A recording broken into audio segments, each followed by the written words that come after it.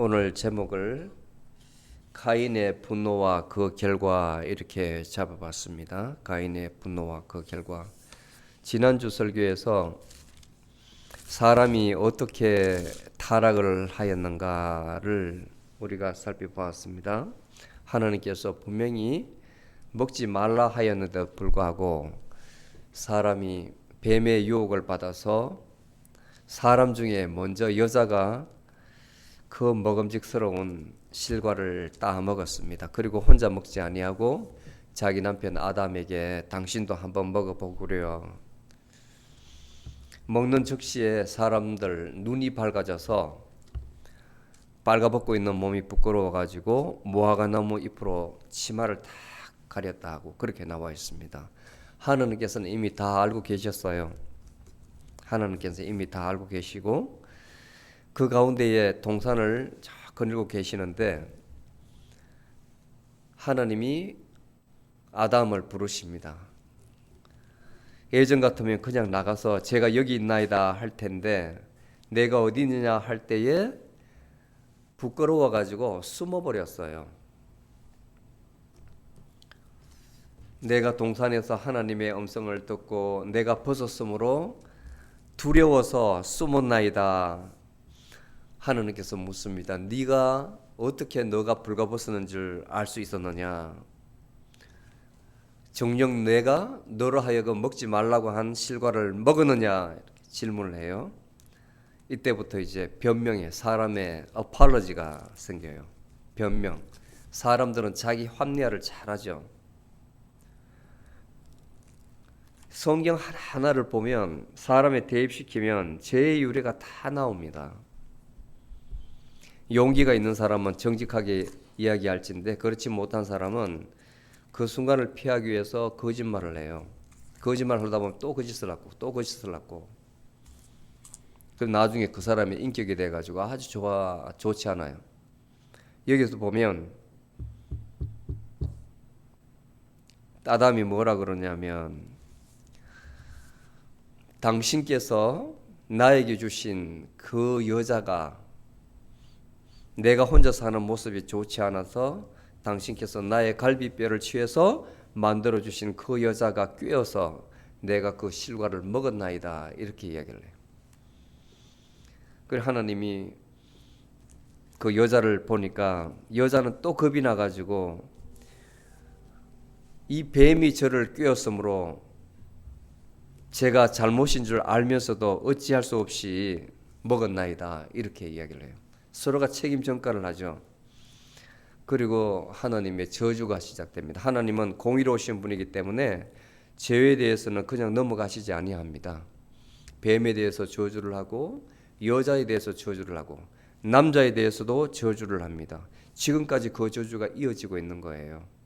뱀은 배로 평생 기어다녀야 되고 여자는 남자를 사모하고 남자의 다스림을 받게 되고 그리고 잉태하는 수고를 들어야 됩니다.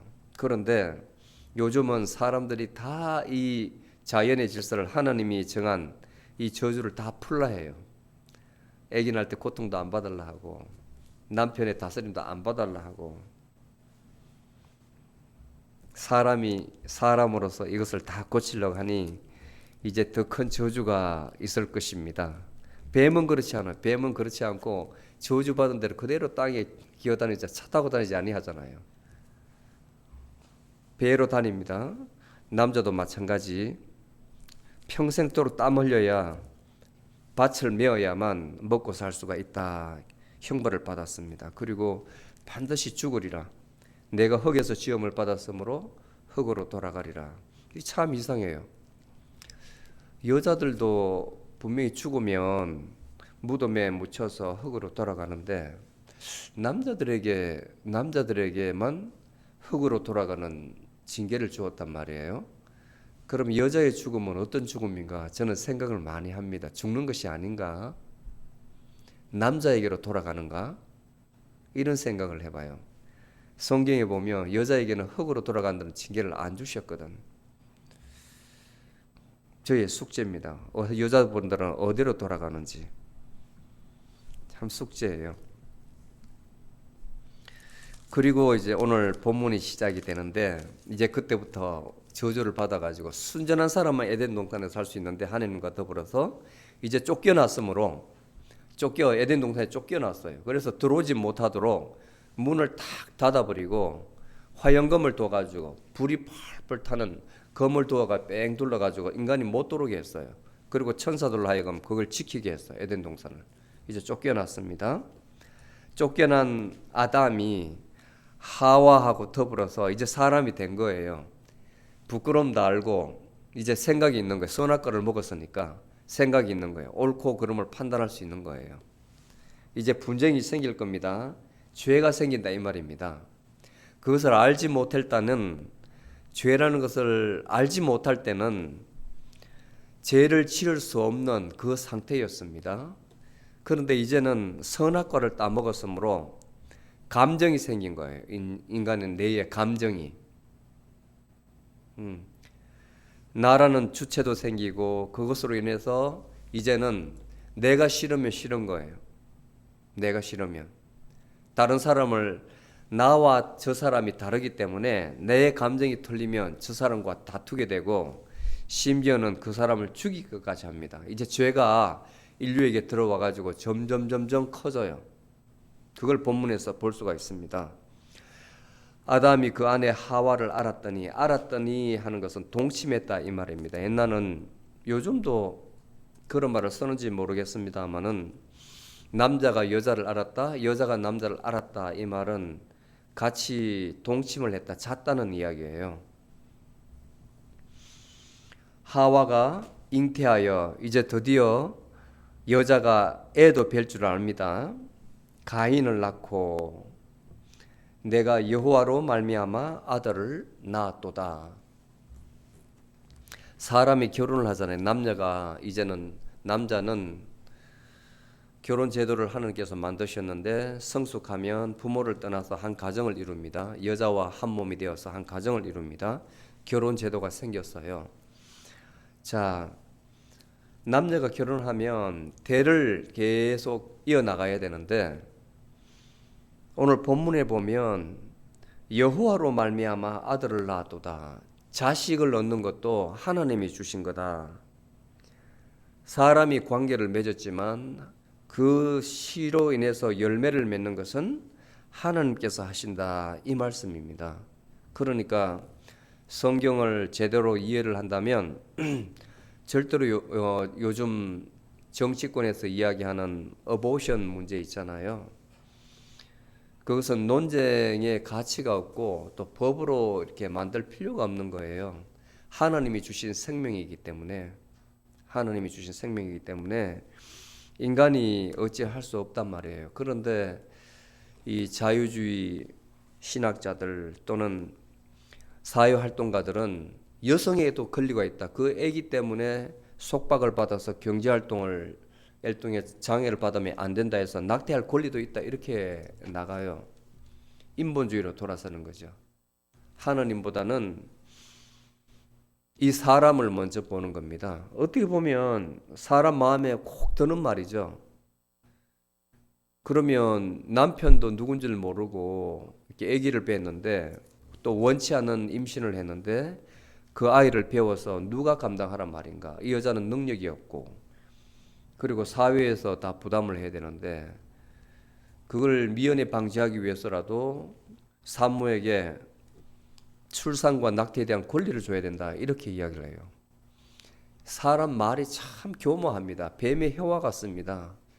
여러분들 아니다 하다가도 성경적 아니다 하다가도 그 말 들으면 실질적으로 현실적으로는 그 말도 맞네 할 거 아니에요. 그렇지 않습니까?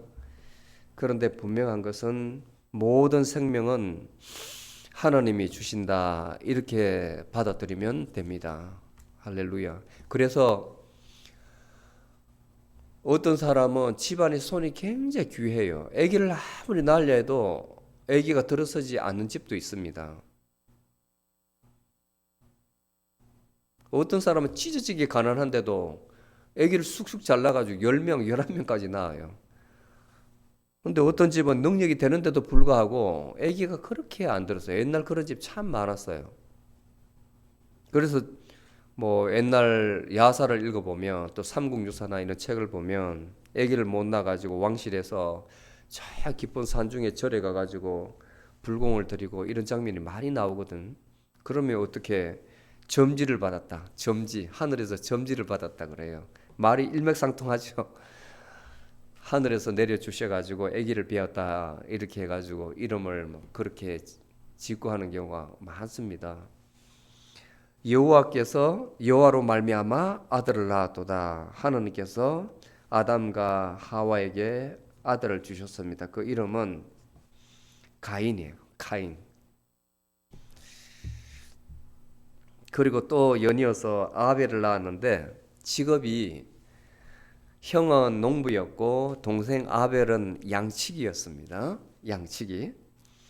그래서 이제 무럭무럭 자라가지고 이제 독립하게 되었는데 여호와께 희생 제물을 드리는데 웬일인지 하나님께서 카인의 장자의 제물을 받지 아니하시고 사자 그 밑에 동생 아벨의 제물을 받는 거예요. 농산물의 만물을 받지 않고 양치기인 아벨의 양의 첫 새끼 그리고 그 기름을 여호와께서 기쁘시게 받으시는 거예요. 자, 보세요. 여기서 사람의 질투가 일어납니다. jealousy, envy.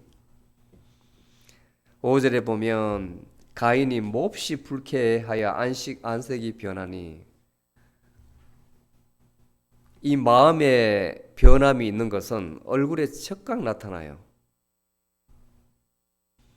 여러분들도 경험해서 아시잖아요. 아, 저 사람이 굉장히 기쁘구나. 아, 저 사람이 안색이 안 좋은 거 보니까 뭐 우환이 있구나. 여러분도 경험으로 다 알고 계시죠? 사람의 마음은 이 얼굴에 다 나타나요. 얼굴에. 가인이 하나님의 그 자세에 대해서 장자인 나의 재물은 받지 아니하고 내 동생의 재물을 받는 것 보고 몹시 화가 났어요. 그래서 안색이 울그락불그락 했습니다. 하나님께서 가인에게 묻습니다. 내가 불쾌하면 어찌미뇨 안색이 변하면 어찌미뇨 네가 왜 그러느냐. 도전하는 거잖아요. 하나님께 도전하는 것. 예를 들어서 여러분들이 아기를 키울 때 애한테 뭘 이렇게 시켰는데 아기가 여러분들한테 말을 이제 저항을 해요. 그러면 어른으로서 불쾌하지 않습니까? 그 다음에 자녀를 여러 명 키우는데 그 중에 옛날 말 틀린 중에 다 저는 인정을 하는데 10손가락 물어서 안 아픈 손가락이 어디 있느냐. 자식을 모두 사랑한다. 그 말은 저는 안 믿어요. 손가락 이렇게 물면 아픈 건 맞아요. 그 뒤에 말은 안 믿는다고요. 분명히 부모도 편견이 있습니다. 예쁜 자녀가 있고 마음에 들지 않는 자녀가 있어요. 분명해요. 예쁜 자녀는 마음이 착착 맞아가지고 눈빛만 봐도 부모가 뭘 원하시는지를 안다고 탁탁 맞아서 이렇게 해나가요. 척척 알아서 힘들이지 않게 굉장히 영리하게 처신을 해요. 그런데 유독 처지는 자녀가 있습니다. 또 맹꽁이 같은 청개구리 같은 자녀가 있어요. 이거 하라면 이렇게 가고 저렇게 하면 저렇게 하고 엄청 속 썩이는 자녀가 있어요. 부모가 죽을 때까지 나중에 죽어서 눈물 흘리지 몰라도 굉장히 속 썩이는 자녀가 있다고. 그 자녀가 마음은 쓰이지만 부모가 예쁘겠어요? 예쁘지 않아요. 저걸 어떻게 할고 저게 어떻게 언제 인간 될고 계속 걱정을 하죠. 하나님께서도 2명 중에 1명을 선택을 하셨어요. 2명 리니지에서 나중에 구세주를 낳을 수가 없습니다. 1명을 선택하셔서 나중을 생각하셔서 인간이 쫓겨났거든요. 쫓겨나서 하나님께서는 공의로우시기 때문에 정죄를 하셨지만 계속 사랑하고 계셨기 때문에 언젠가는 이 인간들을 다 구원해야 된단 말이에요. 그 리니지, 그 선을 보호해야 되기 때문에 두 라인은 안 된단 말이에요. 나중에 보면 아브라함과 라인과 아브라함 자식 그 몸에서 자녀가 나는데 첫 번째 부인이 자녀를 낳지 못하니까 두 번째 부인을 데리거든요. 거기서 장자가 먼저 나요. 그게 지금 이 세상이 이렇게 시끄러워요. 이스마엘이 거기서 먼저 나요. 이삭이 나중에 난다고. 이 세상이 이렇게 시끄러운 거예요. 이 가만히 옛날 서양에도 마찬가지고 우리나라에도 마찬가지고 실록에 보면 왕들의 실록을 보면 왕들이 한 여자만 데리고 있지 않고 후궁을 데리지 않습니까? 그게 다 사단나요. 거기서 살인이 일어나고 모사가 일어나고 여자들은 욕심이 생기는 모양이에요. 첩인데도 불구하고 아들을 턱 낳으면 내 아들을 왕으로 삶아야지 해서 본 정비의 아들을 죽이려 한단 말이에요. 그게 싸움인 거예요. 그게 싸움. 다윗도 마찬가지지 않습니까? 솔로몬도 마찬가지고 자녀가 너무 많으니까 자녀들이 서로 왕위를 차지하려고 다투는 장면이 사무엘 상하, 열왕기 상하 계속 그 이야기입니다. 하나님께서 여기서 주관점이 뭐냐면 한 사람을 택했다는 거예요. 그 중에서 동생을 택했다는 그 이유는 안 나와 있어요. 왜 아벨은 좋아하고 가인은 미워하는지 그것은 나와 있지 않아요. 근데 성격적으로 나와 있어. 순종을 하지 않고 하나님의 선택에 대해서 딱 반응하는 것이 나오잖아요. 불쾌하다고 표현이 되잖아요. 그러면 가인의 성격이 좋지는 않았다는 겁니다. 그렇지 않더라면 이 대목이 안 나왔겠죠. 하나님께서 무엇을 하시든 인정을 했다, 순종을 했다, 받아들였다 이렇게 나왔겠죠.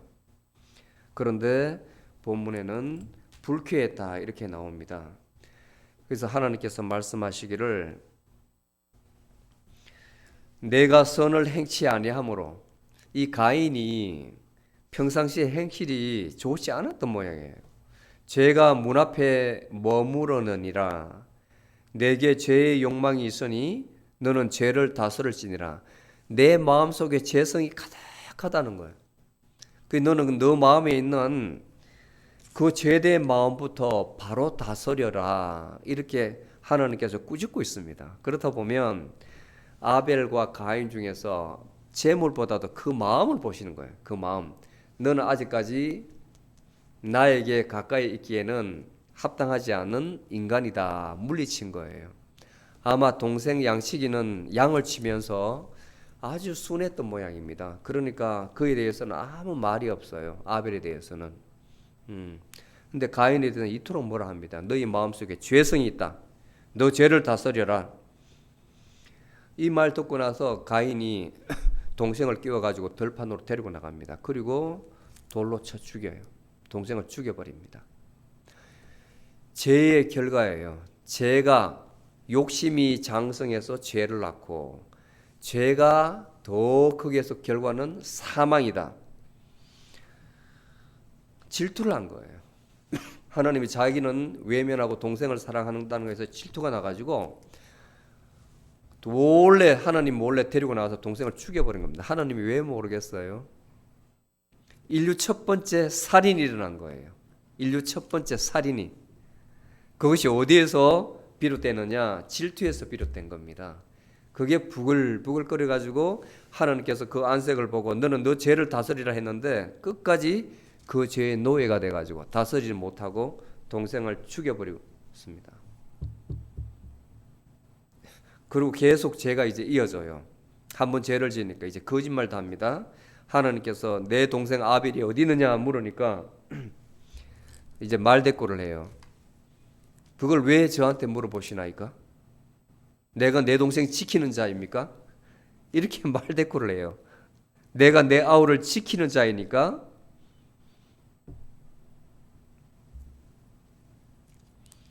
인간의 죄가 이렇게 무섭습니다.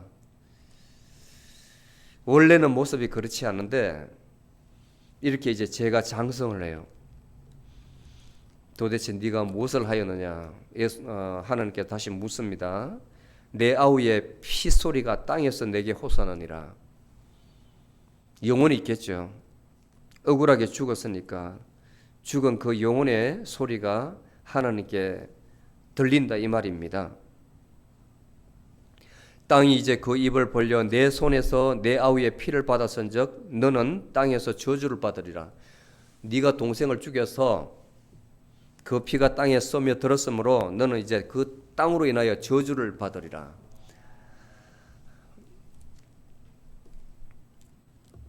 땅은 우리 하나님께서 주신 축복이었습니다.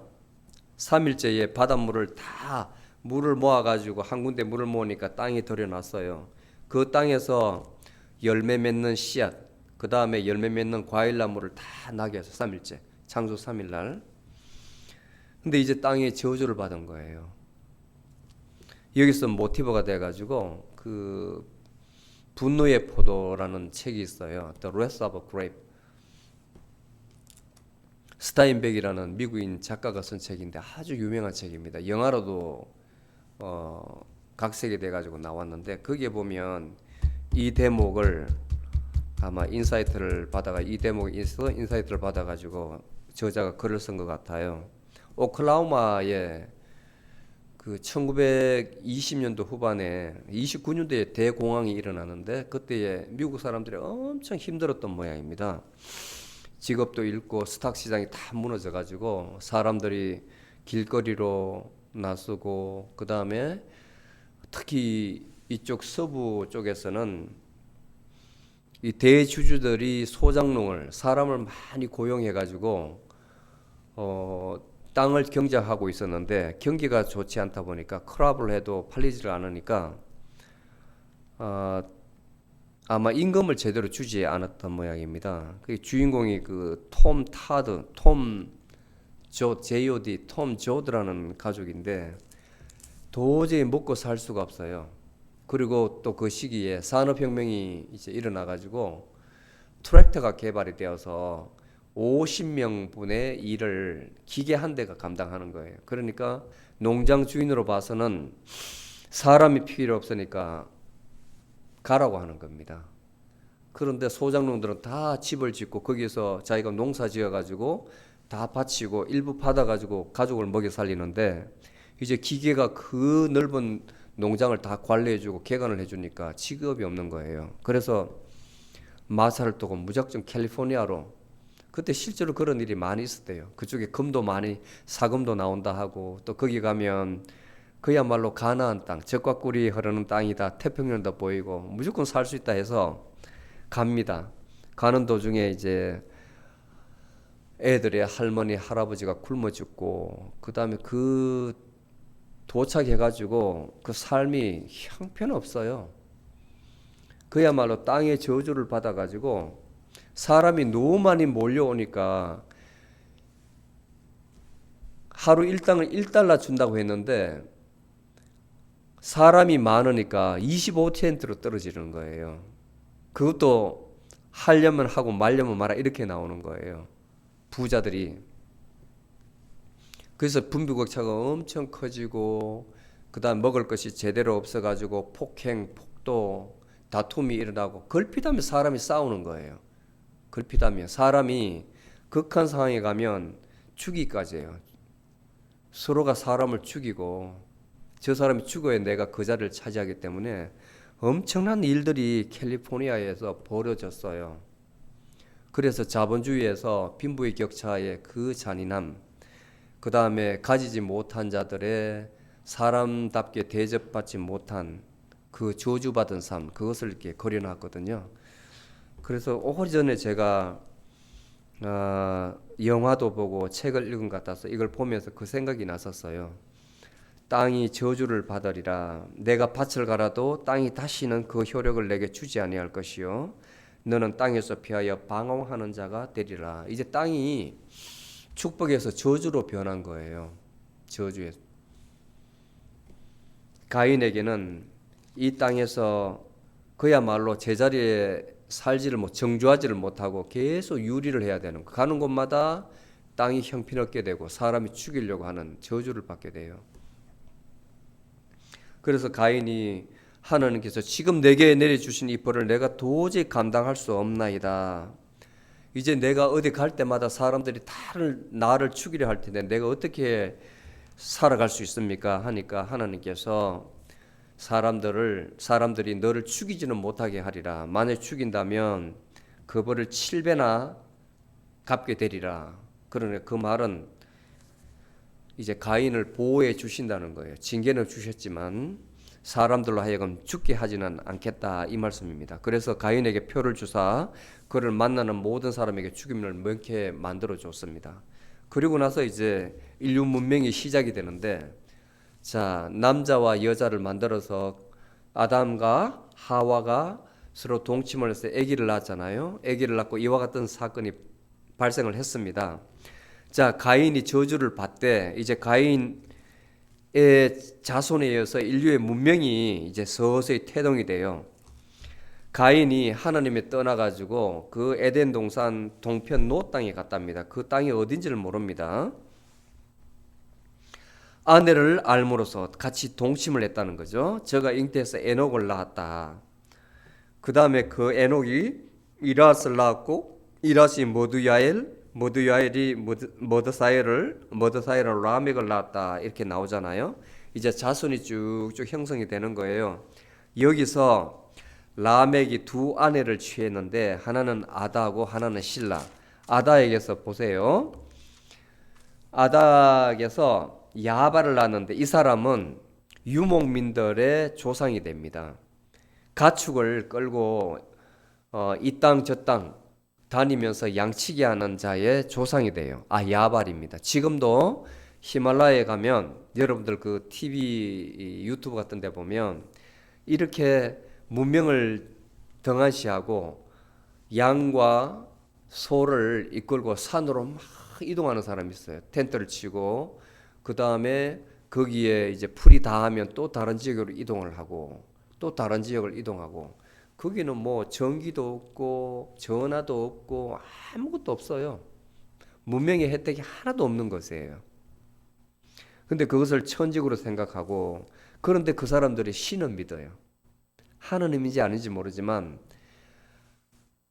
항상 제사를 지내요. 제사를. 누구한테?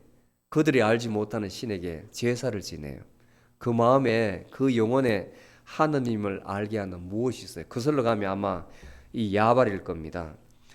그 다음에 그 동생이 유발이라고 있는데 음악가예요. 수금과 퉁소를 잡는 모든 자의 조상이 되었다. 모든 음악가의 조상이 바로 유발이에요. 유발.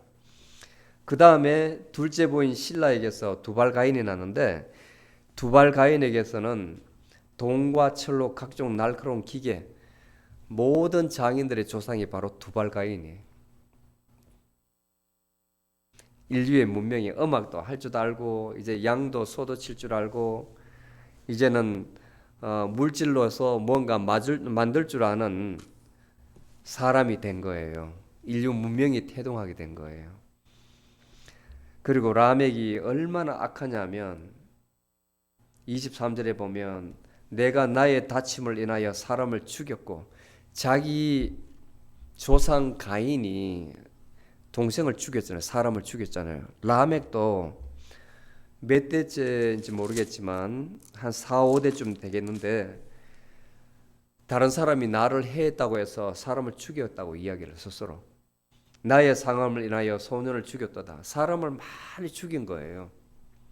아마 땅 사움이라든가 어떤 재산 소유권 사움 때문에 이런 일이 일어났게 자세히 기록은 되지 않았지만 전체적으로 보면 인간의 죄가 점점점 더한다 이 말입니다. 그래서 내 조상 가인을 위해서는 벌이 7배일진데 나를 위해서는 벌이 77배다 하면 내가 내 조상 가인보다는 엄청나게 사람을 많이 죽였고 죄를 많이 지었다는 거예요.